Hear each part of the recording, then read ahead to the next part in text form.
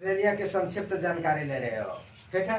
अब इसमें मैं बतला रहा हूँ, बहुत छोटा में है आपको, क्योंकि आप छोटे क्लास में हो इसीलिए छोटा चीज आपको दिया है। तो ऑस्ट्रेलिया में जो शुरू में जो जनजाति रह रहे थे, वो जनजाति का क्या नाम था? एबोरिजिनीज, ठीक है। तो एबोरिजिनीज जो है वो क्या थे कि यह जो है कई समाजों के लिए जो है इसका नाम प्रयोग में लाया जाता था, एक समाज के लिए नहीं था, कई समाज के लिए एबोरिजिनीज जो है ये प्रयोग किया गया। और माना जाता है कि ऑस्ट्रेलिया की शुरुआती मानव एबोरिजिनीज ही है। अच्छा से समझते चलेंगे आप लोग। उसके बाद आगे चलते हैं कि ऑस्ट्रेलिया में 40,000 वर्ष पहले ये आए थे। कौन आए थे? एबोरिजिनीज। और वो आए तो कहाँ से आए थे? ये सब न्यू गिनी से आए थे। क्लियर? अब यहाँ देखते हैं हम लोग कि 18वीं शताब्दी की बात है। तो 18वीं शताब्दी में जो है मूल निवासियों के समुदायों की संख्या कितनी थी? 350 से लेकर के 750 तक। और ये सारे की अलग अलग भाषाएं थी, बोली थी। और उसमें से जो है ये मूल निवासी कौन?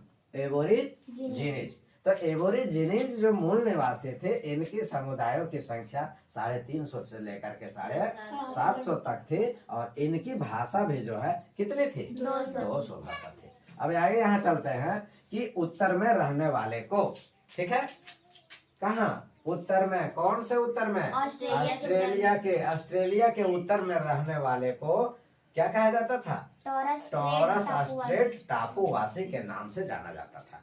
आएगा क्वेश्चन, यही सब आता है कंपटीशन में, छोटे क्लास में आप, लेकिन कंपटीशन में ये सब देता है कि टोरस स्ट्रेट टापूवासी जो है कहाँ के रहने वाले थे।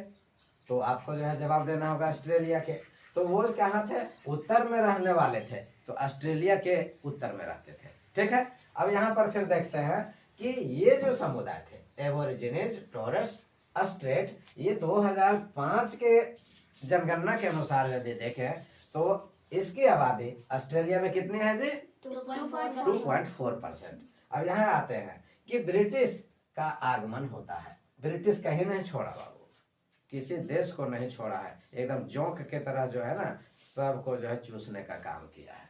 अब देख रहे हैं कि ब्रिटिश का आगमन ऑस्ट्रेलिया में कब हो गया? 1770 ईस्वी में हो गया।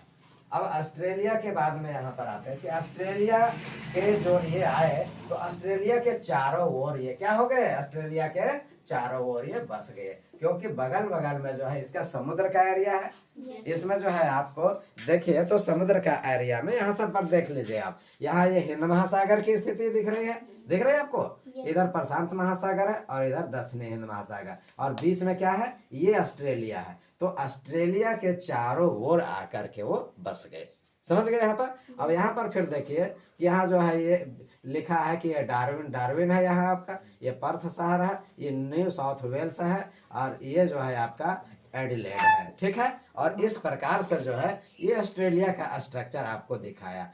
फिर यहाँ तस्मानिया है और यहाँ पर जो है न्यूजीलैंड है। तो ऑस्ट्रेलिया जो है चारों तरफ से समुद्र से घिरा हुआ है, और ये दक्षिणी ध्रुव का जो है ये प्रदेश है ना। अब यहाँ पर आगे चलते हैं हम लोग, 1-2 पॉइंट और हो गया कि ऑस्ट्रेलिया के बीच की भूमि कैसी भूमि है जी? एकदम सूखल टटाल मरुआल, सूखी हुई भूमि है और मरुस्थलीय भूमि है। क्लियर? अब यहाँ पर जो है फिर आ गया कि ऑस्ट्रेलिया में है कैप्टन कुक, है ना जी। कैप्टन कुक की हत्या वहां के मूल निवासियों के द्वारा कर दी गई थी।